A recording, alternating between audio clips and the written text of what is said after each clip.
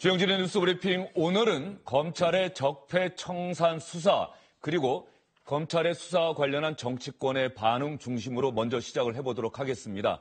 문무일 검찰총장이 이틀 전에 기자들과 만나서 가급적이면 중요한 적폐청산 수사는 올해 안에 마무리하겠다 이렇게 이야기했었죠.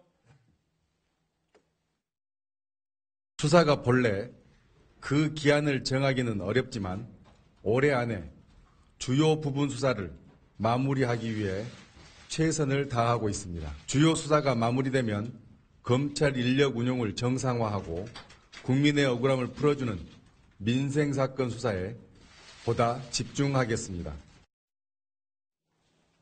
올해 안에 주요 부분 적폐청산 수사를 마무리하고 주요 수사가 마무리된다면 검찰 인력 운용을 정상화해서 국민의 억울함을 풀어주는 민생사건 수사에 보다 집중하겠다. 문무일 검찰총장의 이야기, 과연 어떤 의미인지 정치권은 어떻게 받아들이고 있는지 정치평론가 박상원 박사, 박창환 장한대 교수, SBS 원일이 논설위원과 함께 이야기를 해보도록 하겠습니다. 어서 오십시오. 네, 안녕하십니까. 안녕하세요. 문무일 검찰총장 발언의 핵심은 이것이었는데 관련해서 뭐 더 다른 이야기 한 것도 있습니까? 없죠. 그러니까 뒤늦게 검찰 대변인격인 검찰의 주요 간부들 얘기를 해보면은 이게 지금 사실 그 골자는 적폐청산 수사 연내 마무리였잖아요. 예. 근데 앞에 단서 조건이 많았다는 거예요. 주요한이라는 게 있었고 최선을 다하겠다 그랬지. 언제 12월 31일까지만 수사하고 내년 1월 1일부터는 안 한다고 한 적이 없지 않느냐라고 한 발을 확 빼는 분위기예요. 청와대도 사실상 주요 적폐 수사를 올해 안에 끝낸다는 것은 물리적으로 불가능하다라고 지금 딱 선을 그었기 때문에 정치권의 전체적인 반응만 놓고 보면 문무일 검찰총장이 올해 안에 마무리되겠다라는 골자로 발언을 한 것은 사실이지만 청와대와 여권으로부터 이게 뭔 소리냐, 누구 맘대로 그만두느냐, 어떻게 그만두느냐라고 크게 내부적으로 질타를 받고 꼬리를 내리고 한 발 빼는 것 분위기다. 이렇게 지금 정치권은 이렇게 지금 해석들을 하고 있습니다. 예. 박상원 박사님은 문무일 검찰총장의 발언 들으셨을 때 어떤 생각이 드셨어요? 검찰이 지금 여러 가지 압박을 받고 있죠. 뭐 공수처 문제도 있는 것이고 또 국민으로부터 사랑받고 있느냐. 과연 문재인 정부 들어서 문무일 체제의 검찰이 꼭 그렇다고 말할 수는 없을 겁니다. 왜냐하면 국민들이 바라는 검찰은 살아있는 권력에 대해서 추상과 같이 법을 집행하느냐 안 하느냐의 문제인데 그간 진행되어 온 적폐청산이라는 것이 검찰 내부에서도 검찰이 청와대의 하명을 받고 수사하는 기관이냐라는 내부 불만도 있듯이 검찰 내부 문제 또 국민들의 시선 또 그다음에 공수처 문제 여러 가지 측면에서 이제 압박을 받고 있습니다. 압박을 받고 있는 것이고 또 하나 재밌는 부분이 인력 운용을 정상화하겠다는 부분인데 문재인 정부 출범 이후에 이른바 검찰의 핵심 인력이 중앙지검에 집중돼 있죠, 사실은. 저한테 차출을 받아서.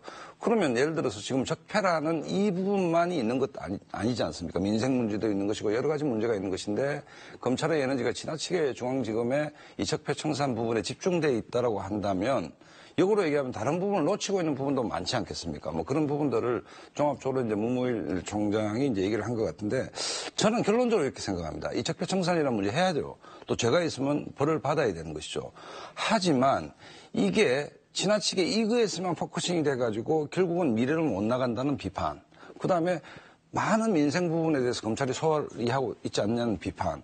또 검찰이 문재인 정부 들어서 여전히 청와대의 관리 감독을 받는 하청기관이 아니냐에 대한 비판. 네. 이런 부분에 대해서 검찰은 분명히 답을 해야 될 필요가 있다는 저는 생각이 듭니다. 그렇기 때문에 그런 여러 가지 측면이 고려돼서 문무일 총장이 좀 이렇게 어렵사리 얘기를 했는데 이 문제에 대해서 또 하나의 문제는 청와대가 바로 또 반박하는 모양새가 청와대는 지금까지 해서 문재인 정부 들어서 검찰과 청와대는 관계가 없다라고 선을 그어왔습니다. 선을 그어왔는데 문 총장의 이 말에 대해서 바로 받아서 말도 안 되는 얘기다고 받아치는 모습은 역시 국민들이 봤을 때 과연 문재인 정부에서의 문무일 검찰이 역설적으로 살아있는 권력에 대해서 칼을 들이댈 수 있느냐의 문제. 이거야말로 새로운 검찰의 모습인데 그런 부분에서 여러 가지 측면에서 어떤 그 생각할 거리 내지 논쟁거리를 좀 제공하는 그런 장면이 아닌가 이런 생각이 듭니다. 그런데요, 청와대 반응이 어제와 다르게 좀 나온 게 있어요. 오늘 청와대 관계자는 또 다른 이야기를 한 게 문무일 총장 발언에 대해서 합리적이고 무난한 발언이라고 보고 있다. 왜냐하면 문무일 총장이 올해까지만 하고 내년에 안 한다는 취지가 아니지 않느냐. 그거 당연한 얘기 아니냐. 또 청와대 반응이 오늘 조금 달라진 듯한 느낌이에요. 네, 저는 침소봉대랄까요? 좀 언론이 엇박자로 몰고 가고 있는 거 아니냐라는 사실 생각도 듭니다.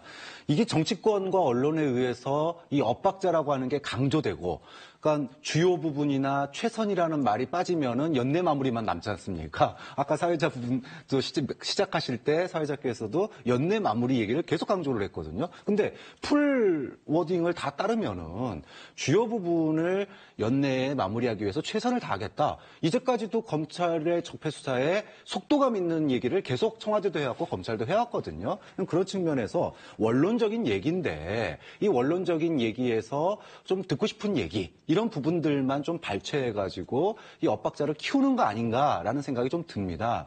근데 그럼에도 불구하고 이게 워낙 지금 이제 이슈가 뜨거워졌어요. 검찰과 청와대 사이에 마치 뭔가 큰 괴리가 있는 것처럼 보여지는데 그럼 이런 논란이 있을 줄 문무일 총장이 몰랐겠느냐.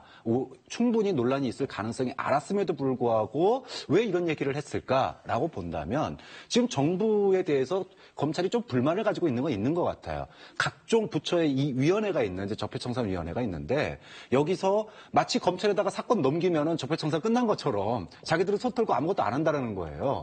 정말 적폐청산은 정부 부처가 대안도 제시하고 재발 방지책도 내놓고 이런 건데 모든 문제를 검찰로 다 떠넘기기만 한다라는 거죠. 이런 거에 대한 검찰 내의 어떤 불만을 좀 우회적으로 표출하기 위해서 이런 얘기를 한 게 아닐까라는 생각도 들기 때문에 지금 엇박자 이야기는 좀 과장된 측면이 있지만 검찰총장의 이야기에서 좀 정부 부처도 새겨들을 만한 부분은 있다. 이렇게 봅니다. 네, 청와대 관계자 이야기 오늘 하나 더 말씀드리면은 어제 이야기했던 청와대 관계자 이야기가 사실은 그게 청와대 공식 의견일 리가 없다. 대변인이 공식 발표한 것도 아니고 또 지금 박 교수님 말씀하신 것처럼 청와대 출입 기자들이 문무일 검찰총장은 내년부터는 적폐청산 수사 안 한다는데 이런 전제를 깔고 질문하다 보니까 답변이 잘못 나온 거다. 어쨌든 간에 문무일 총장의 발언은 무난하고 합리적이다. 이렇게 보고 있다 이야기를 하고 있는데 말이죠.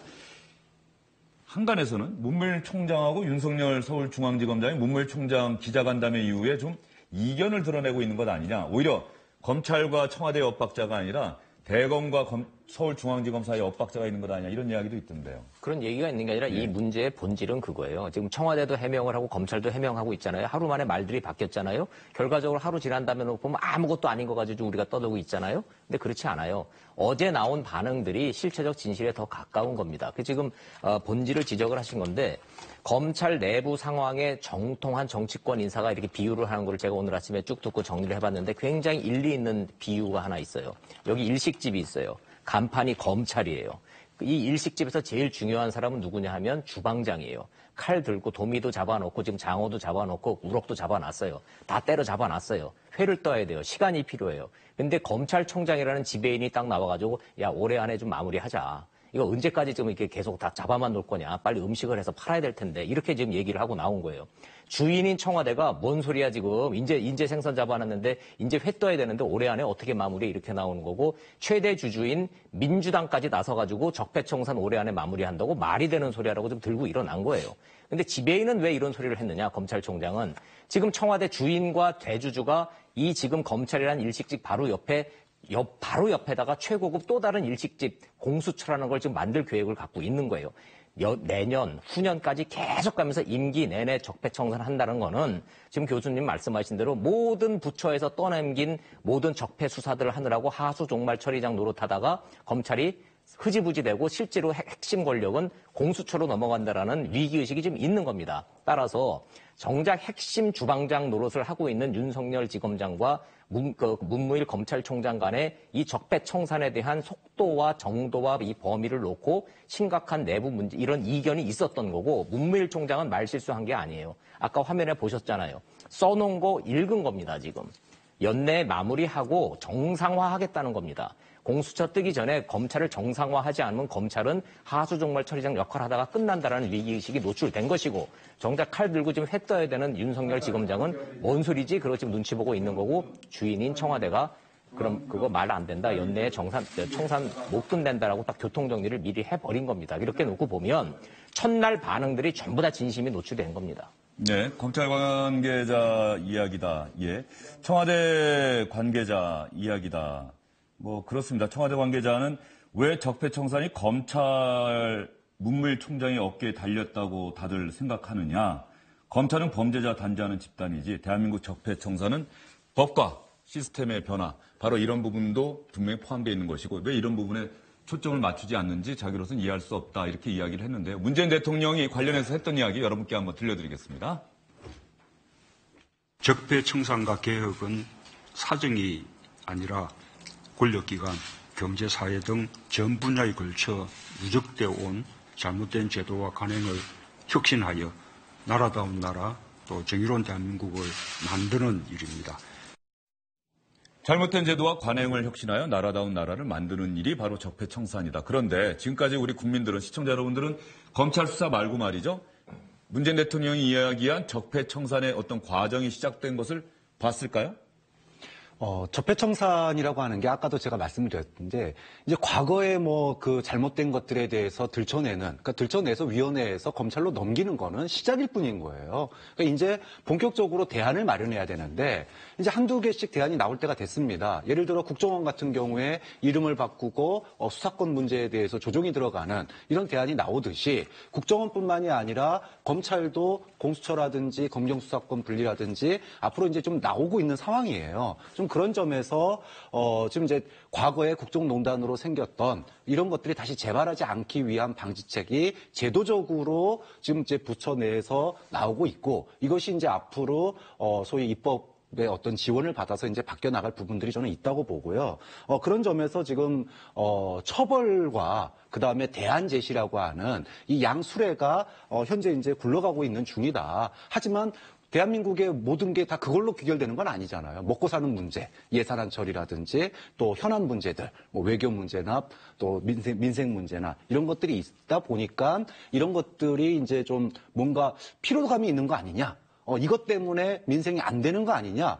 이게 지금 그 검찰 내에서도 그러니까 이번에 지금 이 검찰총장과 서울지검장 사이에 갈등설이 부추기는 것도 저는 역대 정권에서 검찰총장하고 서울지검장하고 친한 사이가 아무도 없습니다. 항상 갈등이 있었어요. 왜냐하면은 모든 권력 수사의 핵심에 서울지검장이 있었기 때문에 갈등설이 있었던 거거든요. 좀 그런 점에서 지금 문무일 총장과 윤석열 지검장 사이의 갈등에 대해서 너무 좀 확대 해석하는 거 아닌가 그런 생각도 들고 하지만 검찰총장의 그런 그 적폐청산에 대한 어떤 방향 또는 일종의 문제 제기 여기에 대해서 정부가 좀 더 속도감 있는 모습을 나타낼 필요가 있다. 그러니까 지금 국정원이라든지 몇 가지 외에는 아무것도 지금 진행되고 있는 게 아직 국민들에게 느껴지지 않거든요. 그런 점에서 좀 더 적폐청산의 정부에 대해서 또는 국회에서 입법으로 해야 될 것들에 대해서 좀 더 구체화하고 전략적으로 접근할 필요는 있다고 봅니다. 네, 뭐 그래서 일각에서 뭐 피로감 이런 이야기도 좀 나오고 있는 것 같긴 한데요. 이렇게 질문을 드려볼까요? 적폐청산 수사가 마무리되는 시점, 결과적으로 이명박 전 대통령에 대한 검찰 소환 여부, 그 부분이 핵심 변수 아니겠느냐? 뭐 이런 의견을 제기하는 분들도 있는데 그러니까 말이죠. 지금 적폐청산이라는 것이 이제 검찰을 이른바 하이에나나 뭐 표범이나 사자로 봤을 때 살아있는 타겟을 갖고 가고 있냐, 아니면 이미 죽은 시체를 갖고 가고 있냐, 죽은 고기를 향해서 가고 있는 것입니다. 예를 들어서 검찰이 국민으로부터 사랑받는 검찰이라는 것은 아까도 말씀드렸듯이 기본적으로 살아있는 권력을 향해서 자기 칼날을 들이댈 때 국민들이 박수를 치는 것 아니겠습니까? MB를 향한 수사가 종착점이다라고 한다는 전제는 그것은 MB가 강력히 반발했듯이 이것은 적폐청산이 아니라 정치보복이다.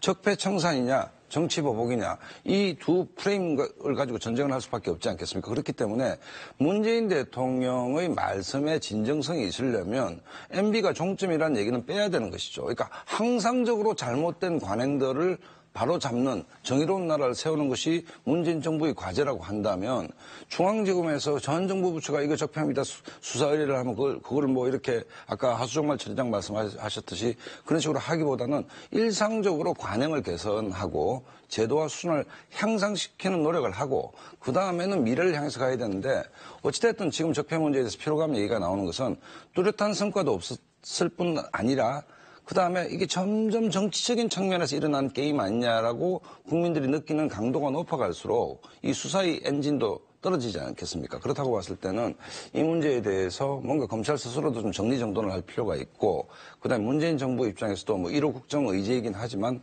좀 정리정돈을 할 필요가 있다는 생각이 듭니다. 예, 알겠습니다. 어쨌든 간에 적폐청산과 관련해서 상당히 여러 가지 이야기들이 나오고 있는데 문무일 검찰총장의 이야기한 것은 주요한 적폐청산 수사는 가급적 연내에 마무리하도록 최선을 다하겠다. 이 이야기였습니다. 액면 그대로 받아들이면 될 듯한 그런 이야기 같기도 하고요. 다음 주제는요. 어제 새벽에 새 예산안이 우여곡절 끝에 국회 본회의를 통과했습니다. 국민의당 새 예산안 처리에 민주당, 집권여당인 민주당에 적극적으로 협조하는 모습을 보였고요. 안철수 대표는 예산안 처리 과정에서의 이견에도 불구하고 바른정당과의 정책 연대, 또 궁극적으로는 통합 문제 계속해서 추진할 뜻을 밝히고 있는데 안철수 국민의당 대표가 국민의당 사람들을 상대로 한 연설을 하는 도중에 야유를 받았다고 합니다.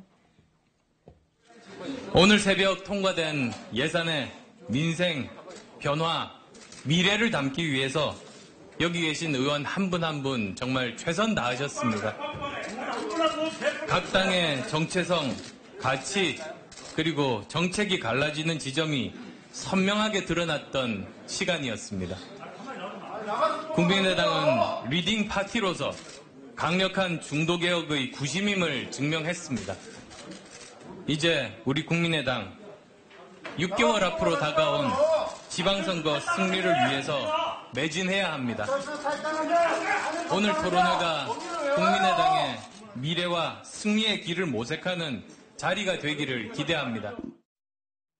안철수 대표가 지금 연설하는 저 세미나가 어느 자리예요? 통합 반대론자들이라고 있어요. 호남 중심 의원들, 그렇죠. 호남 지역 의원들이 예. 주최한 겁니까? 박지원, 정동현, 천정배가 예. 공동대표고요. 평화개혁연대예요, 이름은. 평화개혁연대. 뭐 이름이 중요한 게 아니라 한마디로 얘기하면 안철수와 유승민이 통합한다는데 반대하는 혼합 의원들이 중심이 된 당내 모임이라고 보시면 돼요. 거기에 가서 이제 예산안 통과됐다 수고했다라고 덕담하러 갔다가 안철수 대표가 야유를 받았죠. 그 이유는 뭐냐면 사실 안철수 대표가 예산 전국 과정에서 국민의당을 진두지휘했다고 볼 수가 없어요. 안철수 대표는 그 의원들이 예산 때문에 밀고 땡기고 하는 동안에 바깥으로 나돌면서 유승민 의원 만나서 통합 논의하고 다녔어요. 안철수 의원의 고집일 수도 있고 소신일 수도 있고 지금 저기 전략일 수도 있는데 어찌됐든 그걸 덕담하러 간 저 자리에서 안철수 대표는 야유를 받았고 그냥 다 물러났고 그 뒤통수에 대고도 괴로운 거센 항의와 야유가 이어졌습니다. 예. 안철수 의원이 어떤 면에서 보면은 어제 저 자리에 간 거는 뭐라 그럴까요? 호랑이 굴에 들어갔다 이렇게 표현할 수도 있을까요? 매맞으로 들어간 예. 거예요. 예. 저는 아주 좀 안철수 재밌게 본 장면이 저 안철수 대표가 얘기할 때 표정이었습니다. 옛날에는 사실 표정 관리가 좀 안 되는 측면이 있었는데 굉장히 정서적으로 힘든 자리 아니겠습니까? 이제 안철수 후보가 나가라는 자리이기 때문에. 근데 지금 꿋꿋하게 좀 약간 엷은 미소를 지으면서 이렇게 계속 얘기를 이어가는 거 보면 정치판에 들어서 좀 내공이 상당히 좀 강해진 측면은 있다. 좀 이런 측면이 좀 배짱이 좀 보이고. 는 걸까요? 확실히 좀 이렇게 공력이 세졌다는 느낌을 개인적으로 좀 받고 두 번째는 어제 아무리 그래도 어쨌든 그 당내에 평화개혁연대 호남 중심의 모임이라 하더라도 당대표가 연설을 하는데 저 정도의 적나라한 야유가 나온다는 얘기는 뭐 우리가 여러 번 얘기했지만 사실상 갈라진 상태 아니냐. 근데 서로 우리가 이혼할 때 재산 정리를 하듯이 당신이 나가라. 나는 못 나간다. 당신이 나가라. 뭐 이런 장면까지 온 것 같은데 뭐 그런 장면을 보여줬는데 정치 지도자로서의 안철수의 표정 관리 내공은 확실히 좀 세져 보인다는 게 개인적인 느낌입니다. 예, 뒤에 그 패널들 이름 보니까 말이죠. 주영진의 뉴스브리핑에 매주 화요일에 나오는 최창렬 용인대 교수 이름이 크게 또 붙어 있네요. 최창렬 교수가 또 어떤 견해를 밝혔는지 궁금하고요. 박 교수님한테는 안철수 대표가 이 토론회 끝나고 나오면서 기자들과 주고받은 이야기가 있습니다. 그 이야기 듣고 나서 박 교수님께 질문을 드려볼게요. 다른 목소리들 나오는 게 민주정당 아니겠습니까? 우리 당이 발전하기 위해서도 건강하기 위해서도 여러 가지 다양한 목소리들이 나오고 치열하게 토론하고 이제 합의를 이루면 이제 한 가지 방향으로만 가야 된다. 이제 그런 취지로 말씀드렸습니다. 설득하기 위해서 어떤 노력을 좀 하실지 지금 계속 이렇게 사람들을 만나고 있는 중입니다. 그리고 이제 이번 주말도 각 지역마다 다니면서 여러 가지 그 소통의 기회들 만들고 있습니다. 저 이야기는 통합 추진하겠다 이런 의지로 받아들여도 되겠죠? 네, 뭐 안철수 대표의 지금 입장은 확고한 것 같아요. 그러니까 좀 다음 뭐 총선 또는 이제 대선까지 내다보고 중도 정당을 갖다가 지금 국민의당과 바른정당을 중심으로 해서 제3세력으로 굳건히 서겠다 이런 이제 전략이 분명히 보이는 겁니다. 지금 이제 국민의당 같은 경우에 이번 예산안 처리에서 정말 상한가를 달렸어요. 뭐 실속도 챙기고 뭐 지금 여러 가지를 챙겼는데 안철수 대표 정작 그 당의 대표인 안철수 대표는 리더십의 한계를 보여줬다 이런 이야기가 좀 많은 것 같습니다. 무엇보다도 당을 뭐 이끌고 가는 힘은 둘째치고 설득과 타협이라고 하는 부분들에 있어가지고 전혀 지금 아까 평화개혁연대 여기서는 그걸 확인할 수가 없었거든요. 그러니까 지금 물과 기름을 합치겠다라고 하는 안철수 대표하고 물과 기름 못 합치니까 아예 시도도 하지 말아라고 하는 지금 평화개혁연대 이제 지지층하고 충돌을 한 건데 그럼 안철수 대표는 뭐 소신껏 밀고 가겠다 이런 입장이 지금 분명한 것 같아요. 네, 어제 토론회에서 야유와 또 비난을 좀 받았는데 말이죠. 이 부분에 대해서 기자들이 질문했더니 안철수 대표는 이렇게 이야기를 했네요. 선동하는 사람은 어디나 있기 마련입니다. 일일이 반응할 수가 없습니다. 선동하는 사람은 있기 마련입니다. 좀 불쾌하다는 반응을 보였는데 안철수 대표 이야기 들은 박지원 의원이 또 한마디 했다면서요? 지도자가 아니라는 네. 거죠. 그러니까 자기가 생각은 다 다를 수가 있는데 정작 당 대표면은 반대하는 사람들을 선동이라고 그럴 수는 없는 거지. 이렇게 얘기를 하는 거예요. 그러니까 그러면서 또 한마디 덧붙인 게 있어요. 안철수는 YS 김영삼이 아니라는 거예요. 김영삼 그 전 대통령이 야당 시절에 그랬잖아요. 개가 짖어도 기차는 간다고. 그러니까 지금 이제 선동이라는 말하고 개가 짖는다고 뉘앙스는 이제 비슷하잖아요. 그런 전체적인 불쾌감을 박지원 의원은 그렇게 받아들이면 지도자감이 안 된다 이렇게 되는 건데 지금 상황에서 이제 본질적 질문은 뭐냐면요. 아까 패널 얘기하셨잖아요. 아까 그 야유가 나왔던 거기에서 네. 최청열 교수를 비롯한 패널들이 뭐라 하는지 아세요? 딱 한마디로 정리하면 거기 나와 있는 모든 전문가들이 그 사람들한테 아니 합의 이혼하라 그랬어요. 합의 이혼하라고. 그 얘기는 뭐냐면 여러 명이 나왔는데 다들 똑같은 이야기 했을까요? 비슷한 다들, 의견들로 예. 제가 다 물어봤어요. 그랬더니 예. 비슷한 논조로 얘기를 했다는 거예요. 합의 이혼해라. 지금 보니까 사실상 심리적 분당 사태인데 호남 의원들하고 안철수하고는 같이 갈 수가 없으니까 그냥 차라리 그냥 이혼해라라는 거예요. 안철수의 리더십을 믿고 갈 수가 없은 이렇다는 건데 자 중요한 건 여기서 키포인트는 뭐냐면 박지원 의원이 그 얘기를 이제 오늘 아침에 좀 하던데요. 안철수의 고집과 안철수의 뚝심과 안철수의 지금까지 보여준 행보로 미루어서 안철수는 유승민과의 통합을 우리가 아무리 반대해도 할 것 같다는 거예요. 누구보다도 안철수를 잘하는 거는 박지원 당신 본인이라는 겁니다. 그 얘기는 뭐냐면 안철수 대표의 의중과 목표점은 분명한 거예요. 탈호남해서 유승민하고 손잡고 전국 정당화 가지 않으면 다음 대선에 기회가 없기 때문에 다음 지방선거 다음 총선에 지더라도 호남하고 결별하겠다는 건데 그럼 호남 의원들의 선택은 뭘까요? 탈당할까요? 여기에 대해서는 박지원 의원이 대답을 못해요. 탈당의 시기와 탈당하겠다 안 하겠다에 대해서 얘기를 못하기 때문에 팽팽한 줄다리기 속에 안철수 대표가 움직일 기미를 보이지 않고 있습니다. 예.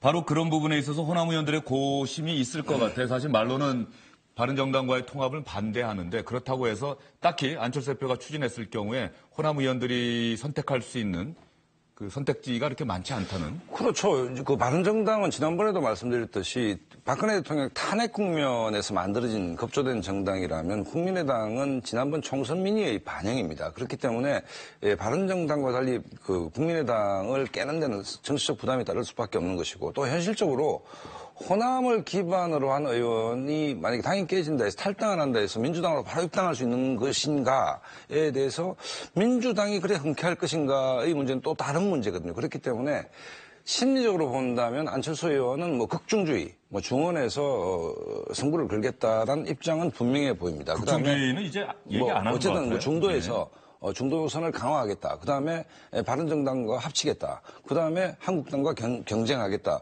뭐 이런 어떤 그 구도는 뭐 불변의 것인데 그에 반해서 이제 호남을 기반으로 한 국민의당 의원들은 고민이 깊어질 수밖에 없죠.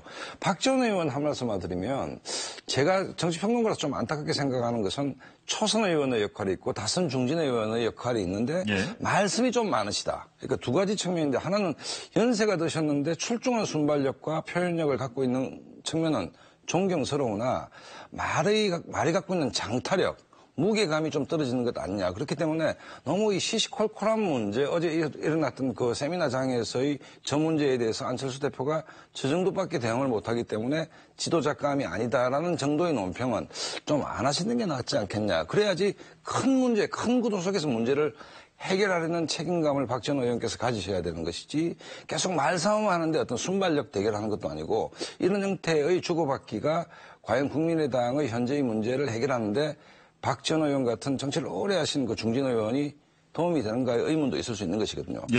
지나치게 좀 가볍다는 느낌이 듭니다. 저는 안철수 대표도 그렇고 그다음에 지금 이제 통합하는 거에 반대하는 평화개혁연대도 마찬가지고 비겁하다고 생각해요. 왜 그렇습니까?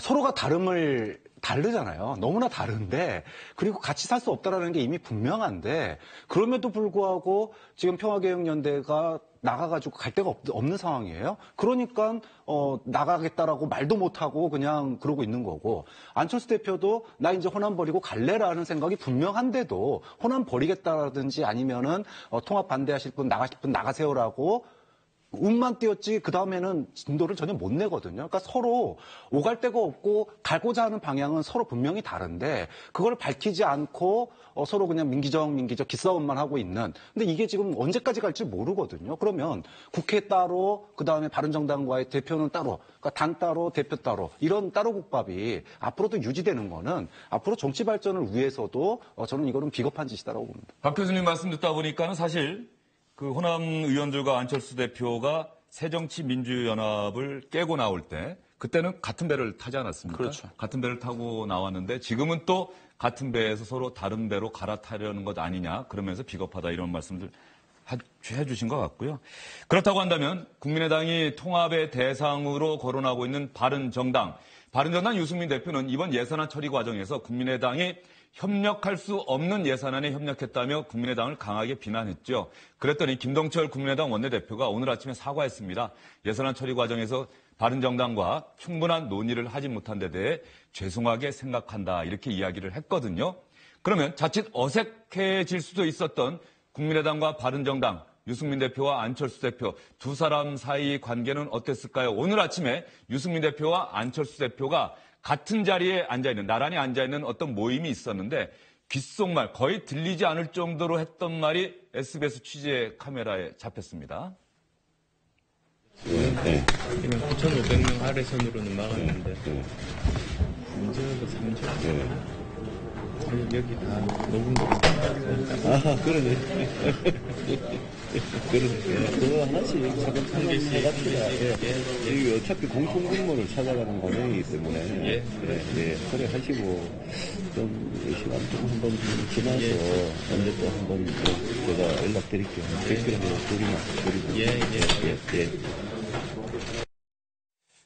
예, 재밌습니다. 어쨌든 간에 다 녹음되고 있네요 하면서도 할 말은 다 합니다. 네. 그리고 둘이서 따로 만나자는 거잖아요. 저 뒤에 가가지고 아무도 안 보는 데 가서 저 벤치 가가지고 따로 보자 그러는 거니까. 자, 안철수 대표하고 저 유승민 대표는 뭐 분위기는 좋아요. 기본적으로 예산 국회 과정에서 두 사람이 지금 바깥에서 많은 교감을 이루었고 어떠한 이 내부 갈등이 있어도 통합으로 가겠다라는 확고한 이제 이 원칙적인 합의가 지금 이루어진 겁니다. 아까 저 잠깐 얘기했던 거 녹음되고 이게 뭐냐면은 유승민 대표는 기본적으로 이 공무원 증원에 대해서 반대를 했던 거예요. 그 부분에 대해서 국민의당이 반대해 주길 바랬던 거죠. 그런데 안철수 대표는 지금 배지가 없단 말이에요. 안 달고 있는 그냥 당대표잖아요. 예산안 과정에서 사실상 리더십을 발휘하지 않았고 예산안 처리는 전부 다 김동철 원내대표 중심으로 움직였기 때문에 서로 그냥 뭐 면피할 명분들은 좀 있는 거죠. 따로 만나서 좋은 얘기하고 아마 그 통합 얘기를 논의를 더 계속할 겁니다. 예, 유승민 대표가 어쨌든 간에 따로 만나서 이야기하자. 이번에 박 교수님께 먼저 질문 드려볼까요? 네. 유승민 안철수 조합 말이죠. 지금은 뭐 어떤 평가를 받을지는 모르겠습니다만 그래도 기성 정치권의 비판적인 의견을 갖고 있었던 유권자들이라고 한다면 한 번쯤은 그래 괜찮을 수도 있을 것 같다라고 하는 조합 아니겠느냐 뭐 이런 얘기도 나올 수 있는데 말이죠. 제가 아까 안철수 대표나 평화개혁연대 국민의당 그 양 세력에 대해서 비겁하다라고 얘기했던 게 바로 그겁니다. 유승민 대표 같은 경우에는 소신을 지켰어요. 그러니까 지금 자유한국당에서 탈당해가지고 많은 의석수를 가지고 있었는데 지금 다 돌아가고 이제 몇 명 안 남은 상황 아닙니까? 그럼에도 불구하고 소위 보수의 혁신 그리고 중도적인 그런 그 세력을 만들겠다라고 하는 거를 지금 끝까지 바른정당을 지키면서 지금 있는 상황이란 말이에요. 그러면은 국민의당 그것과 연대해서 하겠다라고 하는 국민의당은 어떠냐라는 거죠. 그렇지 않다라는 겁니다. 서로가 국민의당 내부에 서로 다른 생각을 하고 있는 사람들끼리 예를 들어 안철수 대표가 정말로 여기에 승부수를 띄우려면 나는 바른정당과의 연대를 통합을 국민들 앞에 심판받겠습니다. 그러면서 진짜로 탈당을 하든 분당을 하든 아니면 내년 지방선거에서 이걸 국민들한테 묻겠습니다. 그러고 어디 출마를 하든 예. 뭐 이런 그 정치적인 국민들에게 확인하는 작업이라든지 정치적인 승부수를 걸어야 되는데 이거는 뭐 이혼한 것도 아니고 반공개적으로 둘이서 따로 얘기합시다 이렇게 미래를 보여주고 계속 간만 보여주고 있다라는 거예요. 이혼은 안 하고 이런 게 저는 정치적인 승부수를 뭐 언젠가는 걸겠지만 너무나 빤히 수가 보이는 건데 굳이 이런 상황을 오래 유지하는 게 득이 될까? 오히려 분란만 일으키고 정작 진도는 안 나가는 뭐 이런 그 시간을 끄는 거 아닌가라는 생각도 듭니다. 예, 박 교수님이 제 질문에는 답변 안 하셨어요. 예, 우리 박상환 평론가 한번 답변해 주시죠. 아니, 근데 안철수 유승민 조합에 대해서. 특이한 조합이죠. 특이한 조합이고 한국 정치사에서 좀 보기 힘든 조합입니다. 그러니까 새로운 제3세대 정치인이 등장한 거라고 이제 볼 수 있는 것인데 대표적으로 정치 스타일도 뭐 과거 정치하고 다릅니다. 두 분이. 혼밥을 즐기는 스타일이라든지 뭐 여러 가지 성이 다른데 어쨌든 뭐 안철수 대표는 새로운 정치 바람을 타고 현실 정치에 왔고 유승민 대표는 뭐 대구에서 배신자 소리를 들으면서도 꿋꿋이 일단 바른정당을 지키고 있는 상태입니다. 어쨌든 이제 문재인 이후에 우리 정치 지형을 봤을 때 이 두 사람이 협력해서 중도에서 새로운 땅을 개척하고 한국당과 경쟁해서 한국당을 무너뜨리고 그러면서 이제 보수 중도 진영의 어떤 그 새로운 영역을 개척할 수 있을지가 이제 숙제인데 뭐 여러 전문가들의 이제 이 그 전망이 엇갈립니다. 엇갈리는데 어쨌든 그 두 사람이 그러니까 협력해서 어떤 그림을 만들어낼 건지는 굉장히 좀 관심이 가는 관전 포인트임에는 분명합니다. 예, 관전 포인트면은 분명하다. 그런데요, 여기서 국민의당 안에서 오늘 주목할 만한 발언이 하나 나왔습니다. 안철수 대표는 통합 의지가 강한데 김동철 원내대표는 호남이 지역구인 국회의원이죠. 김동철 원내대표가 통합의 때가 올 것이다. 이런 이야기를 했습니다. 한번 들어보시죠. 저는 모든 일에는 때가 있는데 지금은 양당이 정책 연대를 통해서 굳건한 어떤 신뢰를 구축하는 것이 순서적으로 먼저가 아닐까 생각하고 있습니다. 우리가 정말 일을 통해서 그리고 그 양당 간의 신뢰를 구축하는데 열심히 노력하면 분명히 양당 간의 통합의 때는 온다는 생각을 갖고 있습니다. 그리고 그때는 지금과 같은 국민의당과 바른정당만의 통합이 아니라 아마 통합을 바라는 또 다른 수많은 정치 세력들도 함께하는 그런 큰 대통합이 될 것이라고 저는 그렇게 생각합니다. 하여튼 그때를 준비해서 오늘 이렇게 착실하게 준비를 해나가는 것이 지금이 아닐까 생각하고 있습니다. 김동철 원내대표 이야기를 어떻게 받아들여야 하는 거예요? 안철수 대표 손을 들어준 거예요? 호남 지역 의원들 생각을 대변한 거예요? 안철수 쪽으로 한 발 옮겨갔죠. 한 발 옮겨갔다. 그 구조를 좀 잘 들여다봐야 되는데요. 포인트는 지금 질문을 잘 잡으신 것 같아요. 네. 국민의당 의원, 특히 호남의 지역구를 두고 있는 의원들 사이인데 금기어가 두 가지가 있어요. 1번 통합, 2번 유승민이에요. 오늘 내용을 쭉 들어보면 통합, 대통합까지 얘기 나왔죠. 안 하던 얘기를 한 거예요. 그런 의미로 봤을 때는 반대론자였던 김동철 원내대표가 안철수 쪽으로 한 발 간 거로 좀 해석이 가능한 얘기고 의도적인 발언이에요.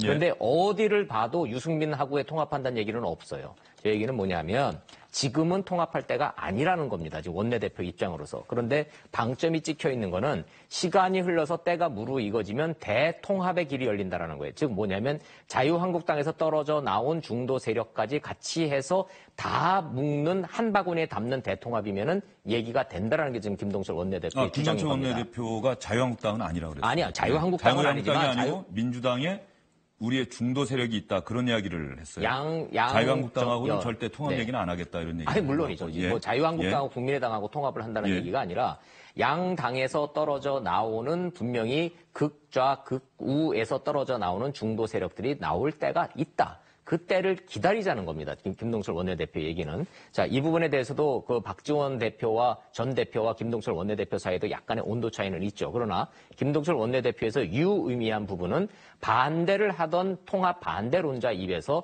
통합에 대한 타이밍과 당위성의 얘기가 나왔다는 점에서는 안철수 대표의 뚝심과 고집이 호남 의원들한테 어느 정도는 먹혀 들어가고 있다라고 지금 볼 수도 있는 것이고, 그 얘기는 뒤집어 얘기하면 호남 의원들 말이 그렇지 한번 탈당해보세요라고 버티면, 안철수가 버티면 막상 나갈 때도 없다라는 역설적인 얘기도 가능합니다. 박상원 평론가는 어떻게 보셨어요? 저는 언론적인 이야기다 뭐 이런 이야기도 나오는 것 같은데. 조금 더 정교하게 본다면 김동철 원내대표가 이 문제에 대해서 전혀 고민을 하고 있지 않다고 봅니다. 왜냐하면 정치인의 개인적 정치 협정에서 원내대표의 기간은 정말 꽃이 핀 기간입니다. 가장 행복한 시기고 일도 많고, 이 시점에 그러니까 이번 예산안에서도 굉장히 발군의 역할을 보인 게 김동철 원내대표 아닙니까? 정말 재밌고 해피한 상황에서 이 정치적인 문제, 당이 뭐 어떻게 할 것인지의 문제에서 나는 휩쓸리고 싶지 않다. 나는 지금 이 원내대표 자리를 부정적 의미가 아닙니다. 충분히 엔조이하면서 충분히 여기서 내 정치적 역량을 쌓아가는데 집중할 뿐인 것이지, 지금 현재 뭐 바른정당과의 합치는 것인가 말 것인가를 둘러싼 당내 논란에서 내가 끌려 들어갈 이유가 별로 없다. 그렇기 때문에 통합 논의는 시간이 한참 지난 뒤에 무르익을 때 하는 것이라는 얘기는 나는 별로 지금 이런 정치적 논쟁에 관여하고 싶지 않다라는 개인적인 솔직한 속내를 좀 표현한 게 아닌가 이런 생각이 듭니다. 네, 박상원 평론가가 김동철 국민의당 원내대표가 이번에 아주 톡톡히 원내대표로서의 역할을 잘 해내서 상당히 개인적으로는 행복한 시기를 보내고 있다, 이렇게 말씀을 해주셨는데요. 상대적으로 자유한국당 정우택 원내대표는 이번 예산안 처리 과정에서 내가 좀 순진했던 것 같다, 이렇게 이야기를 했습니다. 민주당의 우원식 원내대표, 국민의당 김동철 원내대표 사이에서 제1야당 원내대표로서 역할을 제대로 하지 못했다, 뭐 이런 자성의 말 같기도 한데요. 정우택 원내대표 임기는 얼마 남지 않았습니다. 오는 12일에 자유한국당은 새로운 원내대표를 뽑게 되는데, 친홍준표, 친박, 중도파 이렇게 크게 세 그룹에서 후보를 낼 것 같은데, 차기 원내대표 경선과 관련해서 홍준표 대표가 관우클럽 초청 토론회에서 이렇게 이야기를 했습니다. 원내 일에는 관여치 않습니다. 다음 원내대표가 되면 원내 일에도 관여하겠습니다. 지금 원내대표는 제가 당대표 되기 이전에 원내대표를 했기 때문에 이미 그때 당대표 될 때 원내정책에는 당의 기본적인 당론 정하는 것 외에는 관여치 않겠다고 했습니다. 그래서 이번 예산안에도 저는 관여치 않습니다. 일각에서는 이제 한국당의 패싱이 일어났다. 제가 원내대표의 원내 일에 관여하게 되면 그런 일이 없을 겁니다. 기대해 보겠습니다. 못하게 하겠습니다. 근데 새 원내대표가 되면 원내 정책에도 개입하겠다는 취지 말씀을. 개입이 아니라 관여를 하겠다는. 같이 하겠다는 거죠. 누군가를 염두에 둔 게 아니냐라는 아마. 그래 이야기하면 또 싸움나요. 그 얘기하고. 그래서. 고정희 기자 그런 질문 하지 말아요. 그래서 사실. 고정희 기자는 중앙일보 정치부 데스크입니다.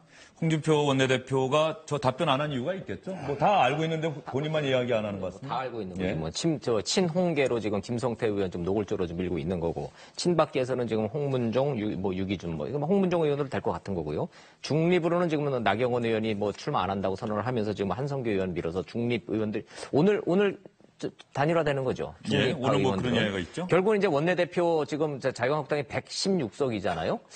전체적으로 의원들을 물어보면은 다 이제 333이에요. 지금 세력으로 놓고 보면. 참 대단하기는 해요. 홍준표 의원 별명이 좀 비속어긴 합니다만은 독고단이잖아요. 혼자만 있는 거고 말만 대표지 사실은 밑에 수하가 없는, 계파가 없는 그런 대표였는데, 어찌됐든 친홍계를 선언하고 나온 의원들이 지금 김성태 의원을 비롯해서 원래 김무성계였는데, 언제부터인지 모르게 뭐 스스로도 그렇고 친홍계래요. 본인도 그러니까. 그래서 김성태 의원 지금 민다고 그럽니다. 친박계는 지금 홍문정 의원을 중심으로 해서 단일화될 것 같고, 중립 의원들만 한 30여 명쯤 되는데, 중립이 돼야 된다라고 해서 또 그래서 3파전으로 진행되고 있는데, 자, 이제 홍준표 대표는 어떤 형태가 됐든 친홍계 원내대표 내세워서 원내에도 지금 관여하겠다, 이제 틀어잡겠다 이렇게 나오는데 논란의 소지는 좀 있어 보입니다. 예, 김성태 의원이 지금 무슨 정치 토론을 하는 것 같은데 바른정당 시절에 젊은이들 랩에 맞춰서 춤도 추고 말이죠. 랩도 하고 그래서 또 화제가 됐었는데 뭐 살아야 한다는 게 참 그 토론의 주제라고 하는 측면에서 본다고 한다면 지금 자유한국당 또 김성태 의원의 현재 상황이 어떤지 충분히 짐작이 가능하게 한 저 뒤에 보면 살아야 한다라고 붉은 바탕에 하얀색으로 되어 있지 않습니까? 박상원 평론가 어떻습니까? 김성태 의원 당선 가능성이 크다고 보세요? 홍준표 대표로서는 만약에 김성태 의원이 안 되면 타격을 입을 수도 있는 거겠네요. 홍 대표가 자초한 위기, 그러니까 위기가 아니게 쉽게 김성태 의원이 될 수가 있었는데 왜냐하면 이 국회의원들이 투표권이 있잖아요. 내년 6월 지방선거를 치러야 되는데 만약에 홍문종 의원이 원내대표가 됐다고 했을 때 어떤 에너지를 갖고 지방선거를 치를 것인가에 대해서 의원 공통의 고민이 있을 수밖에 없습니다. 친박이 다시 살아났다고 본다면. 그러면 자연스럽게 이제 김성태 의원 쪽으로 모아질 수밖에 없는데 그게 친김무성이든 친홍준표든. 그런데 홍준표 대표가 그동안에 무슨 암덩어리 얘기 또 느닷없이 대구의 지역구를 갖겠다는 얘기부터 해서 분란을 만들어냈고 이 분란 때문에 홍준표 사당에 대한 경계감이 이주영 의원, 나경원 의원 등등 이 중도파를 결집시키게 만들었습니다. 그렇기 때문에 지금 이렇게 상황이 어지럽게 된 원인 제공자가 홍준표 대표인 것이죠, 사실은. 그다음에 두 번째는 원내대표를 관여하겠다. 사실 한국의 여야 정치개혁의 핵심 과제가 많은 전문가들이 중앙당 없애자는 거거든요. 원내정당은 원내대표 중심으로 하면 되는 것입니다. 그런데 당대표가 원내대표의 일에 개입하겠다는 얘기도 사실은 시대 정신에 맞지 않은 얘기인데 어쨌든 지금 이렇게 삼각구도에서 김성태 의원의 당선이 확실한 상태에서 애매한 상태로 가게 된 1차 원인 제공자로서 홍준표 대표가 비판받고 있는 측면은 분명히 있습니다. 네, 박창환 교수님 어떻게 전망하십니까? 오늘 오후 5시에 중도 진영 의원들은 단일 후보 결정하겠다고 이야기를 해요. 이주영, 조경태, 한성교 의원. 한성교 의원이 언제 또 중도 진영으로 옮겼는지 잘 모르겠습니다만. 예. 글쎄요. 저도 친박에 계신 줄 알았는데 이제는 중도라고 불리우네요. 지금 뭐 잔박, 뭐 친홍, 뭐 도대체 그 자유한국당 내의 계파가 어떻게 되는지도 모를 정도로 이게 지금 4분 오열돼 있는데 여기서 누가 원내대표가 되든지 간에 쉽지 않은 상황이 될 거라는 건 분명한 거 사실인 것 같아요. 지금 소위 친홍계가 잡더라도, 그러니까 뭐 다수 원칙을 보더라도 나머지 절반 이상은 따라오지 않는 거 아닙니까? 그러니까 누가 원내대표를 되든지 간에 일사불란한 지금 어떤 그 조직으로 바뀌는 게 쉽지 않은 상황이고, 이 얘기는 내년 지방선거 공천을 둘러싸고 당내 계파 갈등은 여전히 남을 거라는 겁니다. 좀 그런 점에서 그런 부분들을 걱정한 예를 들어 중립 후보든 아니면 친홍 후보든 뭔가 좀 우리가 이 상태로는 지방선거 못 치른다. 이런 어떤 중지가 모아진다면 조금 더 친박계 쪽 출신이 원내대표가 되기는 좀 어려운 상황이 아닐까. 좀 그런 점에서 지방선거를 앞둔 원내대표 선거기 때문에 친홍 또는 중립 후보들이 좀 더 좀 우세한 상황이 될 걸로 이렇게 전망을 해봅니다. 네. 자유한국당의 새로운 원내대표는 다음 주 화요일 12일에 결정됩니다. 정치권 소식은 여기서 마무리하겠습니다. 세 분 긴 시간 수고 많으셨습니다.